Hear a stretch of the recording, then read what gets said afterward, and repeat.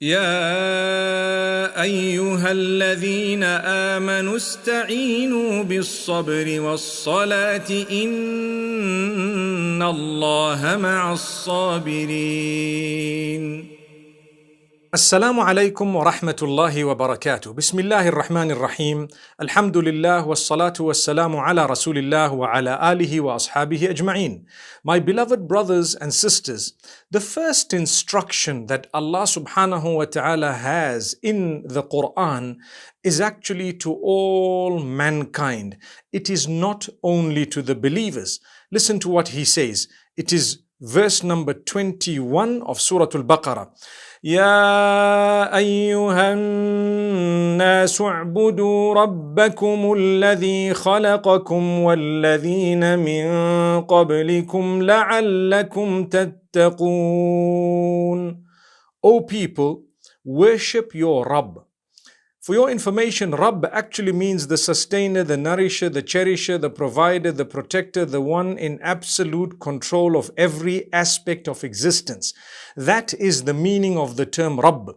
So Allah is saying, O people, worship your Rabb, who created you and those before you, in order that you can develop taqwa.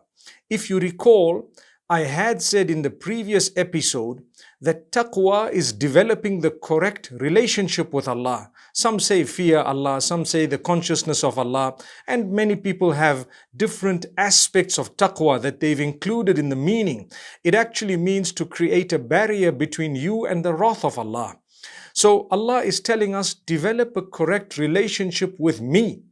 And Allah is telling all of mankind, worship your Lord, the one who made you. Surely He who made you is the one you're going to return to.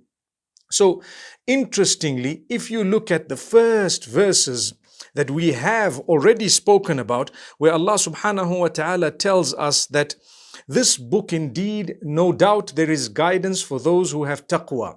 Now Allah is telling us, if you want the taqwa, you need to worship me alone. I created you, I created those before you, and it's important that you worship me in order to develop that relationship. Similarly, Allah subhanahu wa ta'ala tells us about those who are rightly guided. أولئك على هدى من ربهم وأولئك هم المفلحون. Indeed, those are the ones who are upon guidance from their Lord, and those are the successful ones. We would only be able to achieve comfort in times of crisis if we developed the correct relationship with Allah.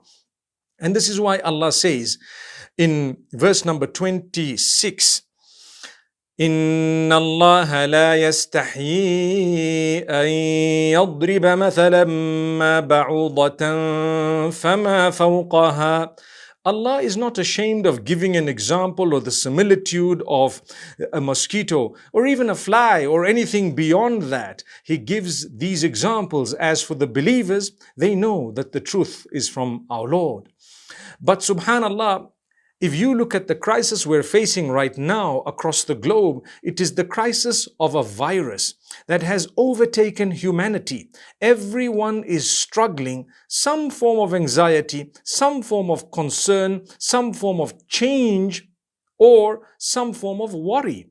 My brothers and sisters, it is Allah who is showing us His power, the helplessness of man. And this is why, if you take a look at mankind, no matter what we have, it is always nothing compared to what Allah subhanahu wa ta'ala owns. He owns not only us, but whatever we own is also owned by Allah.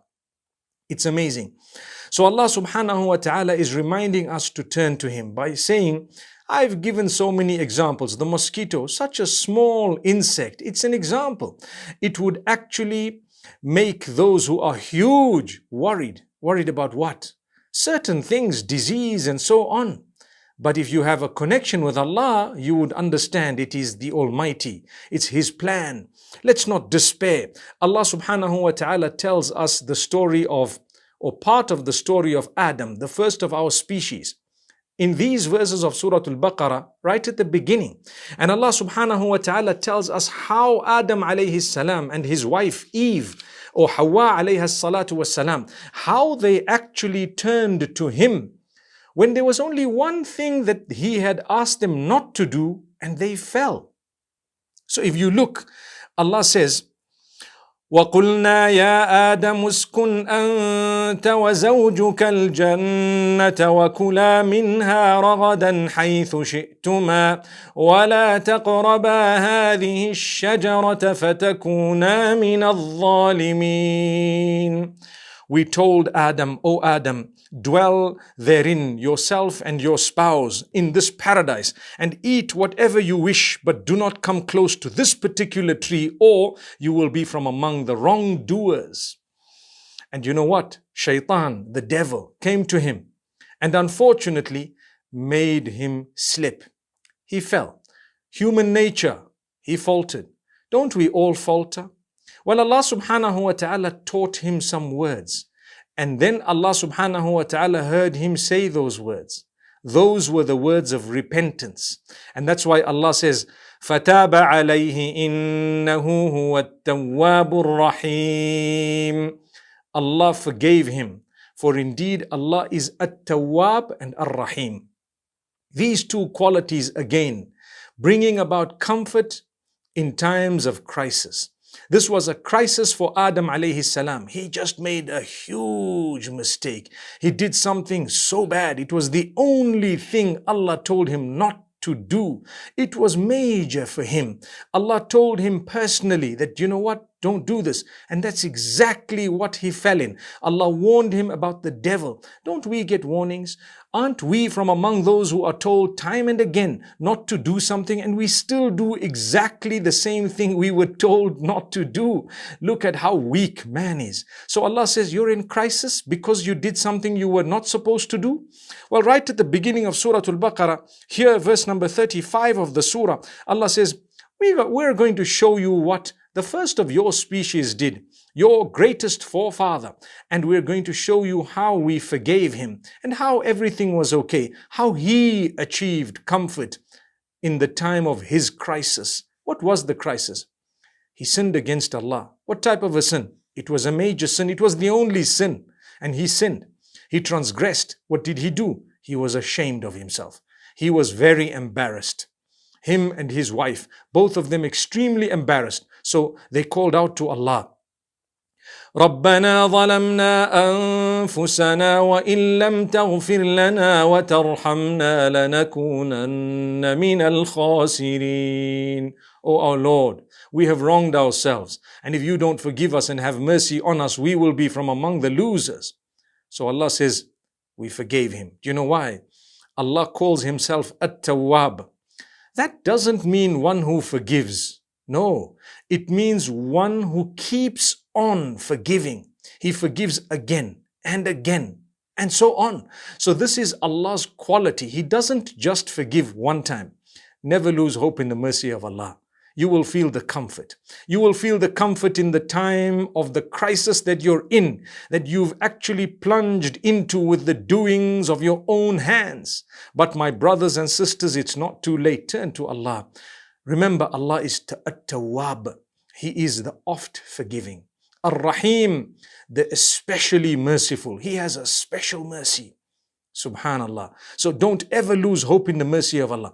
The story of Adam alayhi salam, Allah chose to mention this part of it right at the beginning of the Quran in order for those who actually start reading it to achieve comfort. Imagine, we know as humankind we've done wrong. People want to turn to Allah, they start praying. What about my previous life? Is Allah going to forgive me? Yes, He will. And yes, He has. And yes, He shall. And yes, He did. Subhanallah. Don't lose hope in the mercy of Allah. Remember these good words, seeking the forgiveness of Allah. The Prophet Muhammad sallallahu alaihi wasallam sought the forgiveness of Allah more than 100 times more than 100 times. One narration says more than 70, one narration says up to 100, and some take it even beyond. So remember, Allah subhanahu wa ta'ala is very, very merciful. He loves us, and indeed He will definitely forgive us. My brothers and sisters, we are all searching for comfort. These are difficult times, but we must know that when we turn to Allah in forgiveness and we repent to Allah, He will open the doors of mercy for all of us. You know, Allah subhanahu wa ta'ala tells us about His mercy, and He says, to seek forgiveness is actually the key to the door of the goodness that Allah has kept for you. In so many places in the Quran, and we will get to see this, where the people sought forgiveness and they were offered relief. They were given comfort immediately.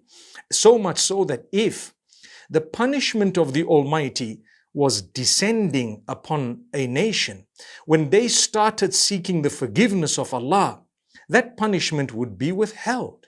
Now, my brothers and sisters, when a crisis comes in our direction, we should never be quick to say this is a punishment, because anything that drew you closer to Allah can never ever be a punishment. It is at times a blessing.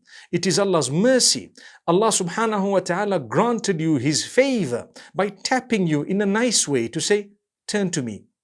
If it made you turn to Him, it was only a reminder. It was only a lesson, a tapping on your shoulder, part of the love of Allah subhanahu wa ta'ala. People are quick to say, this is a punishment. No. If that has brought you closer to Allah, it was never a punishment. But those things that drew you further away from Allah, even if they appeared positive, were definitely not positive at all. We ask Allah subhanahu wa ta'ala to grant us protection. A lot of the times people look at material items, worldly matters, and say, well, if I've been blessed with that which is worldly, then I'm blessed by Allah. That's not necessarily true. If you're closer to Allah in your relationship, then it was a blessing. But if it took you away from Allah, even if it was the millions and the billions, it was never the blessing of Allah subhanahu wa ta'ala. May Allah subhanahu wa ta'ala grant us goodness and the best of this world and the next. And may Allah subhanahu wa ta'ala favor us. May we be from among those who can repent. For indeed it is through repentance that we will achieve comfort. أقول قولي هذا وصلى الله وسلم وبارك على نبينا محمد. يا أيها الذين آمنوا استعينوا بالصبر والصلاة إن الله مع الصابرين.